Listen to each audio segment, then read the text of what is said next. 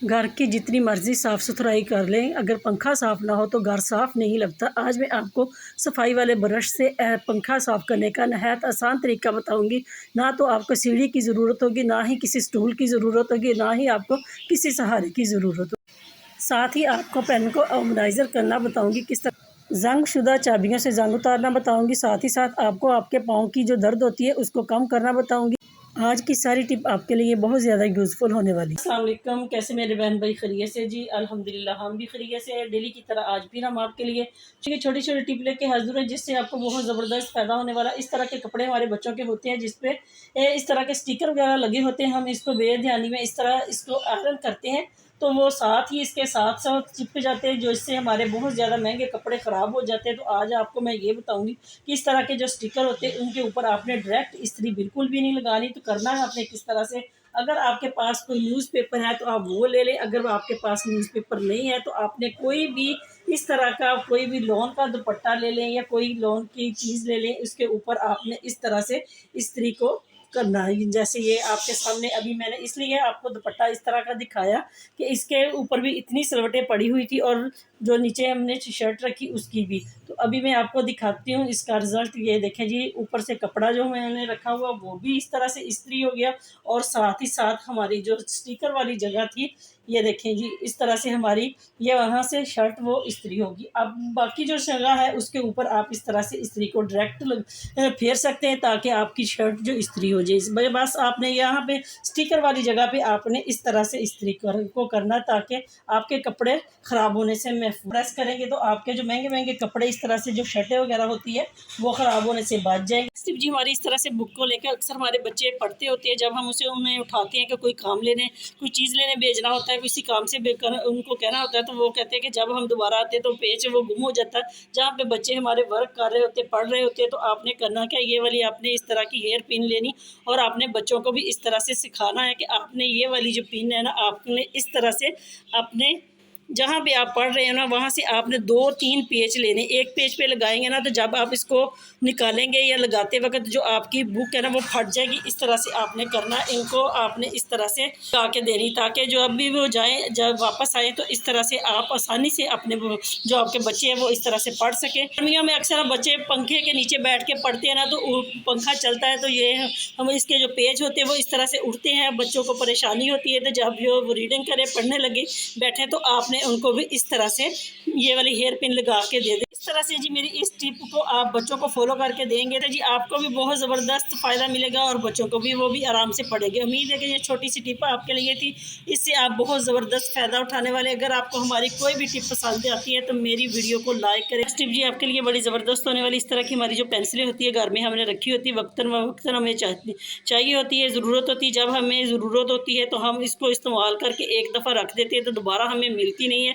तो इस तरह से जी हमें बहुत परेशानी होती है। तो आपने करना क्या, इनको आपने ऑर्गेनाइज़ किस तरह से करना, तो आपने लेनी इस तरह की जो हमारी चूड़ियाँ होती है अक्सर वो इस तरह से पड़ी रहती है। उनको आपने करना क्या, एक लेना आपने इस तरह से सेफ्टी पिन, उसके अंदर आपने 2 चूड़ियों को इस तरह से करना ताकि ये देखिए जी इस तरह से एक ऑर्गेनाइज़र बन जाएगा।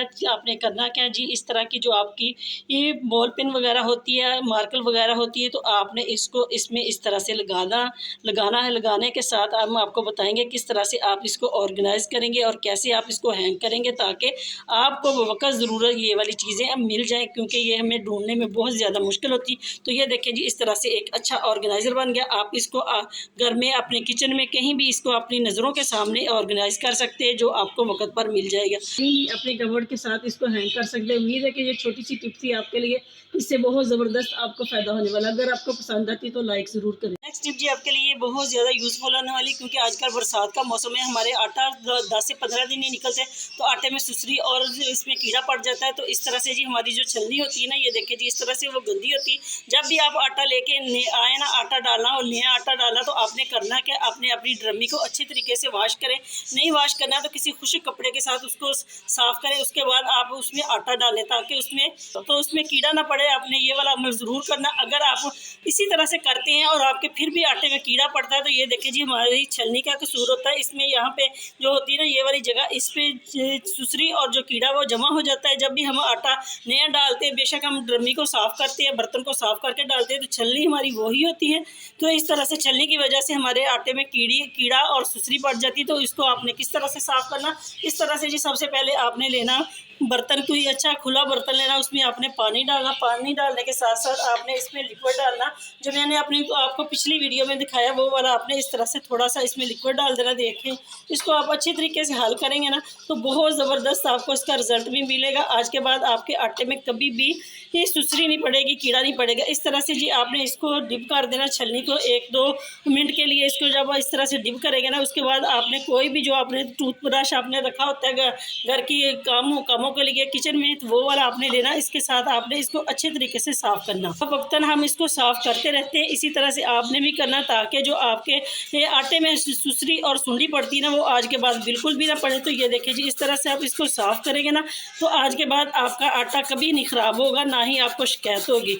उम्मीद है कि ये छोटी छोटी हम आपके लिए लेके आते हैं जो टिप्पे, तो ये आपके लिए बड़ी ज़बरदस्त होती है। अगर आप इसको फॉलो करेंगे तो आपको इसका 100% रिजल्ट भी मिलेगा और आपके काम जो है वो पहले से बेहतर हो जाएगा। ये देखें जी माशाल्लाह से कितनी ज़बरदस्त मैंने छलनी साफ़ कर ली। इसी तरह से अगर आप इस टिप को फॉलो करेंगे तो आपकी भी छलनी इस तरह से साफ़ हो जाएगी। उम्मीद है कि मेरी इस टिप को आप ज़रूर फॉलो करेंगे। अगर आपको हमारी टिप पसंद आती है तो मेरे वीडियो को लाइक करें और मेरे चैनल को ज़्यादा से ज़्यादा सब्सक्राइब। आपके लिए बड़ी ज़बरदस्त होने वाली है। इस तरह की हमारी जो चाबियाँ होती है अक्सर उनको जंग लग जाता है, तो जब हम इससे अपने ताले लॉक खोलते हैं ना तो वो ये चाबियाँ असल में काम नहीं करती। तो इनको हम किस तरह से जंग उसके ऊपर से उतारेंगे ताकि ये चाबी हमारी जो अच्छे तरीके से वर्क कर सके। तो आपने इस तरह से कोई भी आपने पुराना इस तरह का टूटा हुआ कप ले लेना, उसके बीच में आपने इस तरह से ये वाला जो हमारे घर में हर वक्त विनीगर होता है, वाइट विनीगर, वो आपने इस तरह से थोड़ा सा डालना है। ये देखें जी हम इसमें डाल रहे हैं और इसी में आपने इस तरह से अपनी चाबियों को डिप करना।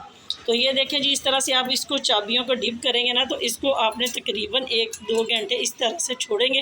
तो जो इसका ऊपर जंग लगा हुआ है ना, ये आपने वक्फे से इस तरह से इसको आपने हिलाते रहना ताकि ये सारी जो है चाबियों के ऊपर अच्छे तरीके से जो विनीगर है वो इस तरह से वर्क करे ताकि सारी की सारी चाबियाँ जो साफ़ हो जाए।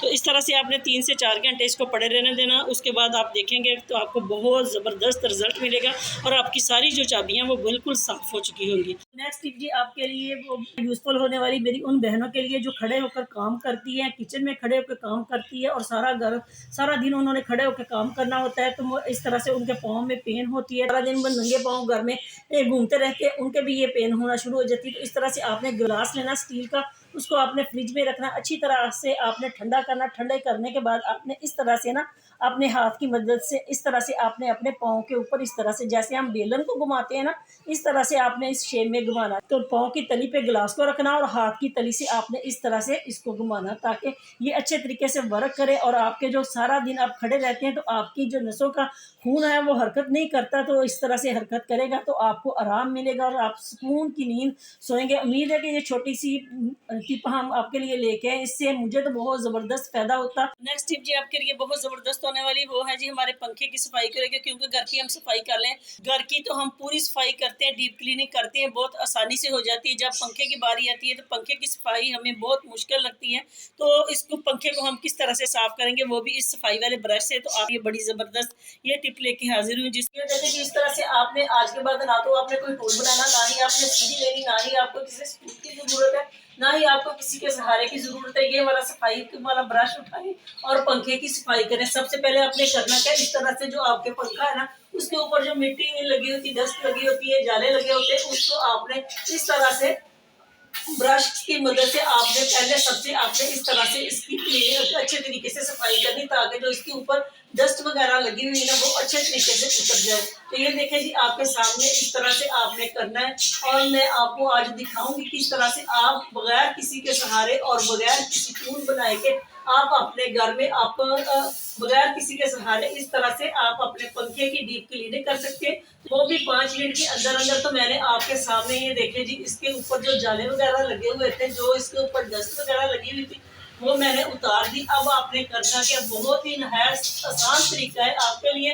तो ये देखे जी आपको वीडियो जरूर पसंद आएगी। अगर आपको हमारी वीडियो पसंद आए तो जरूर लाइक करें। ये देखें जी, ब्रश के ऊपर से आपको नजर आ रही होगी कितनी सारी डस्ट उतरी। इस डस्ट को आपने इस तरह से सबसे पहले उतार लेना। अब आपने करना क्या, कोई भी आपके घर में इस तरह से सॉक्स वगैरह पड़ी होती है जिसको फालतू हम इस तरह इधर उधर फेंक देते हैं, इसको आपने फेंकना नहीं। तो आपने इस तरह से कोई भी पुरानी सॉक्स ले लेनी। इसको आपने क्या करना है अभी मैं आपको सबसे पहले आपने किसी बर्तन में इस तरह से जी पानी ले लेना। पानी में आपने कोई भी लिक्विड डाल देना, चाहे आप इसमें सर्फ डाल दें, चाहे आप इसमें कोई डिश वॉशर डालें। ये वाला लिक्विड मैंने बनाया हुआ, ये वाला मैंने लिक्विड पहले बनाया हुआ है और मेरी चैनल पे मौजूद है, तो आप इसको भी विजिट कर सकते हैं। बहुत ही आसान तरीके से और बहुत ही कम लागत में ये घर में पड़ी हुई चीज़ों से हम बनाते हैं और बहुत देर पर ये चलता है। तो इसको आपने इस तरह से थोड़ा सा इसमें डालना, और जो सॉक्स है ना वो लिए वो इसको आपने इस तरह से इसमें, तो ये देखिए जी हमने पानी में क्लीनर डाला था और ये हमने सॉक्स इसमें डाली और इसको हमने इस तरह से हल्का सा निचोड़ना ताकि ये हमारे अच्छी तरह से ये पंखे की डीप क्लीनिंग कर सके, सफाई कर सके। देखिए जी इस तरह से आपने इसको करना है। सॉक्स को इस तरह से अपने हाथों की मदद से इस तरह से आप करेंगे तो साथ ही आपने इस तरह से आपने सॉक्स जो है उसको आपने ब्रश के ऊपर इस तरह से चढ़ा देना। ये देखिए जी बहुत ही नहायत आसान तरीका है, ना कोई मेहनत करनी है ना कोई चीज़। ये हमारे घर में जो फालतू चीज़ें पड़ी होती उनसे हम इस तरह से अपना काम चलाते हैं। तो ये देखें जी दूसरी सॉक्स को भी हमने इस तरह से करना जैसे हम बच्चों के पाँव में नहीं डालते, इस तरह से करना। और अब आपने इसको इधर वाली साइड के ऊपर चढ़ा देना। तो ये देखें जी हमारा टूल बन के तैयार हो गया है और इससे हम पंखे की अब डीप क्लीनिंग करेंगे। तो आइए हम आपको दिखाते हैं किस तरह से पंखा हमारा साफ़ होता है। जी ये देखिए जी इस तरह से हमने बना लिया। इस तरह से हम पंखे की अच्छे तरीके से सफाई करेंगे। तो ये आपके सामने है। इस तरह से आपने पंखे को एक एक पार्ट को इस तरह से आपने अच्छे तरीके से सफाई करनी है। ये देखिए जी बहुत ही नहायत और आसान तरीका है जिससे आप अपने पंखों को इस तरह से साफ कर सकते हैं, वो भी 5 मिनट के अंदर अंदर। तो इसी तरह से आपने पंखों की सफाई कर देनी। तो ये वाला जो दरमियान वाला हिस्सा है मोटर का, इसको भी ये देखें अभी आपके सामने कितनी अच्छी तरीके से ये चमक उठा है। तो अभी ये मेरा पार रह गया, इसको भी मैं साफ करके अब मैं आपको मजीद साफ करके दिखाती हूँ क्योंकि मुझे मुश्किल हो रही है वीडियो साथ साथ बनाने में। तो इस तरह से जी मैं आपको अभी पंखा साफ करके दी। अगर आपको हैंगर और बोतल का जो टूल है वो बनाना मुश्किल लगता है तो आप ये वाला सफाई वाला ब्रश उठाएं और पंखे की इस तरह से आप भी क्लीन कर सकते हैं। उम्मीद है कि ये छोटी सी मेहनत हमने की है आपके लिए, तो आपको इसका रिजल्ट 100% मिलेगा। अगर आपको हमारी वीडियो पसंद आती है तो मेरी वीडियो को लाइक करें, मेरे चैनल को सब्सक्राइब करें। मिलते हैं नेक्स्ट वीडियो में, तब तक के लिए अल्लाह हाफिज़।